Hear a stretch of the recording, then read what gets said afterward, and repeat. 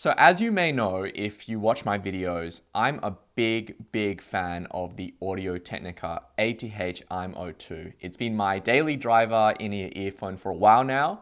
I really love the way it sounds detailed and smooth at the same time. And it's got a really well-designed, comfortable, practical kind of overall package. So I was really excited to hear that Audio-Technica was releasing a new high-end flagship triple balanced armature studio monitoring in-ear earphone. And here it is, the ATH-E70, which comes in this cute little box. It retails for $6.99 Australian dollars. And when I bought it, I was pretty excited about it. But after a few months of ownership, I'm a little disappointed. And here's why. This review is brought to you by the fine folk who support this channel on Patreon. Patreon subscribers get exclusive perks, and you can check them out at patreon.com/LachlanLikesAthing. So I'm going to start this review with some quick comments about design and comfort. Now, I actually have a minor cosmetic complaint that I'm going to get out of the way first. You can see that the E70 comes in this translucent shell, so you can see inside it, see what's going on.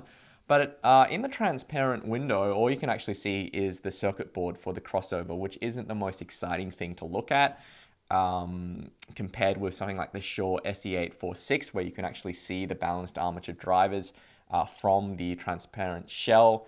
It's a minor complaint, but it's like if you made a PC case with a transparent window, but all you could see was the back of the motherboard. In terms of actual physical design, you can see that the earpieces are much larger than your average kind of earphone. They aren't exactly negative profile. They will stick out of your ears slightly.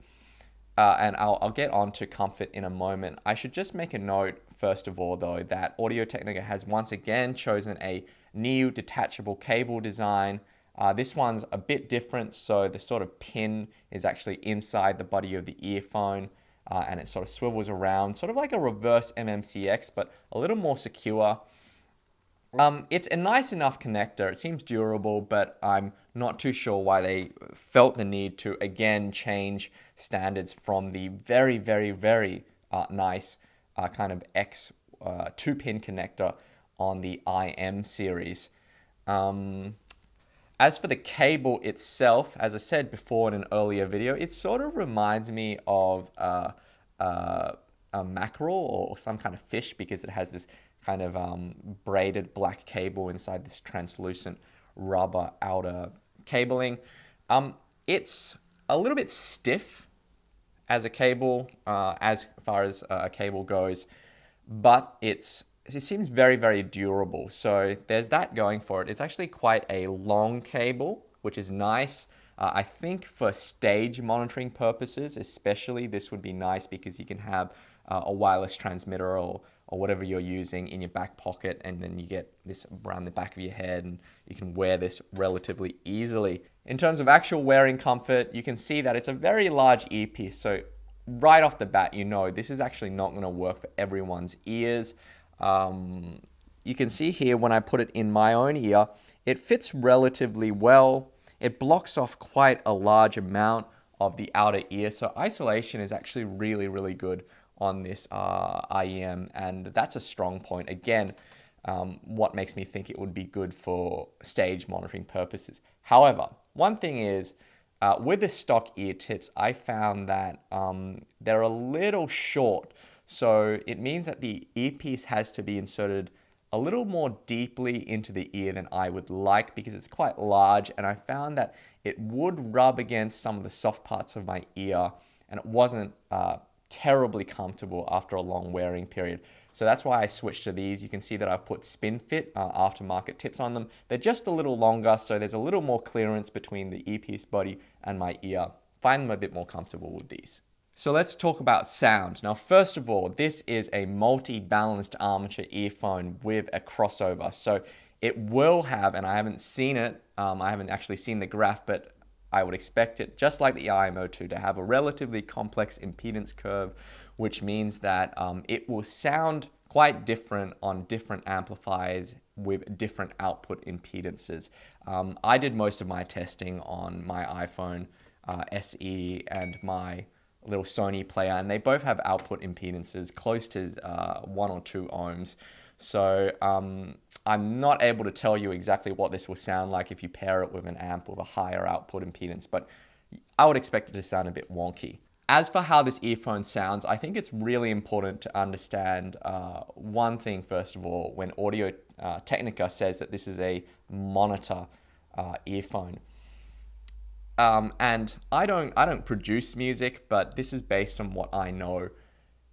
When you say monitor, you can mean 2 things. You can mean a studio monitor, and that's the kind of, headphone or an earphone that you wear when you're producing the final mix on a track, and you want to be able to hear all the frequencies. You want to be able to hear any kind of issues with the recording, and you want it to have a relatively neutral kind of profile so that you don't end up making your final mix all kind of wonky. And so a studio monitor is kind of for critical reference listening. And then you have a stage monitor, and a stage monitor is something that you wear when you're actually performing live on stage. Perhaps you're a drummer or a singer, and in that kind of environment, there's a lot of background noise. You want to be able to hear both your own vocals and also the kind of beat. So you want to be able to track the beat of the music so you can kind of keep in time with whatever is going on around you. So for instance, the M50X is considered a studio monitor. This is the R70X. This is considered a studio monitor. With the E70, I think Audio-Technica was going for a stage monitor. And the reason I say this is because this earphone is actually darker, more tilted towards the low frequencies, towards the bass, than the R70X and the M50X. And this is really weird because this is the least Audio-Technica sounding earphone that I have ever heard. And, I said that about the R70X. I said that the R70X sounds a bit more like Sennheiser than Audio-Technica in terms of the vocal presentation, because generally Audio-Technica headphones tend to be quite forward in the high frequencies and the vocals. In terms of treble, they kind of stick out. A little more subdued on the R70X. On the E70, goes all the way the other way. So I should say, first of all, the bass on this earphone is fantastic. It is really fast, tight, punchy bass. Some of the best bass that I've ever heard on a balanced armature earphone. In fact, it probably is the best bass I've ever heard on a balanced armature earphone because it goes as deep as a sort of dynamic driver or even something like the Shure SE846. Maybe not quite as deep as the SE846, but that's a sort of different matter. But it's just really visceral, rich, deep bass, which is also very controlled. And this is what I was sort of hoping for as an improvement over the IMO2. So that side of things is really nice. And then you sort of have the mid frequencies where female vocals don't really stick out. They're kind of more, balanced with the male vocals. So that's relatively neutral, relatively clear. It's the treble where I had the biggest problem with this earphone. And this is something that I noticed after listening for quite some time. The treble on this earphone is blunted. So it's just rolled off. It's not so rolled off that you don't hear high frequency information, but it's rolled off enough to make stringed instruments sound dull and to make a lot of things that should sound sort of breathy and textured, it makes them sound kind of just unexciting. Now, you can say, well, in a studio monitor, things aren't meant to sound exciting. They're meant to sound neutral. But I would actually say that this goes too far the other way. The treble is a little too rolled off so that it's actually not well suited for critical listening because you can't hear the really critical details compared to the IMO2 and the IMO3, which have much more kind of traditional Audio-Technica sort of treble presentation. This is just a lot less I guess, articulate in the treble. And that makes it sort of really disappointing to me because this is quite an expensive earphone, but I don't get the same sense of technical ability compared to the IMO2 or the IMO3. The bass is really great. The bass is something worth writing home about. But where it comes into play is that the E70 ends up sounding really good for like kind of maybe modern electronic recordings where there's not really that much detail. But even then, that lack of treble kind of texture makes things less vivid, less exciting on this earphone. So the two situations where I would prefer this sound, number one is if I was using it as a stage monitor, because I imagine, and again, I'm not a professional musician, but I imagine on stage when you actually have to turn up the earphone, you have to turn up the volume higher to compensate for the kind of background noise. You risk hearing damage if the high frequencies are too piercing. So that is that. I would also prefer this kind of sound if you were really, really sensitive to sibilance, but otherwise you wanted a very, very capable sounding earphone. But for me, as a critical listening earphone, I don't think that I can recommend this at all. So on a closing note, here's the weirdest thing about all of this. After trying 4 different Audio-Technica monitoring headphones, that is the Audio-Technica M50X, the Audio-Technica M70X, the R70X, and now the E70,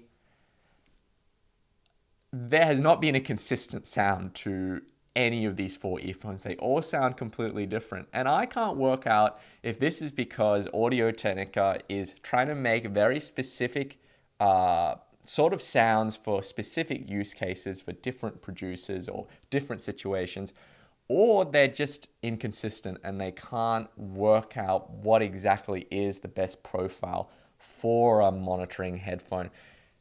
If you're a professional musician and you're watching this, maybe you can provide some insight because this is honestly a bit confusing.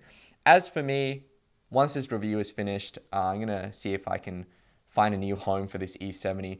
It's a good earphone. I'm not saying it's a bad earphone, but for $699, I'm expecting a jump up in performance over something like the IMO2, and to me, it's just not there. So yeah, it's going to be a swing and a miss for me for this one. Anyway, I'll see you next week. Happy listening.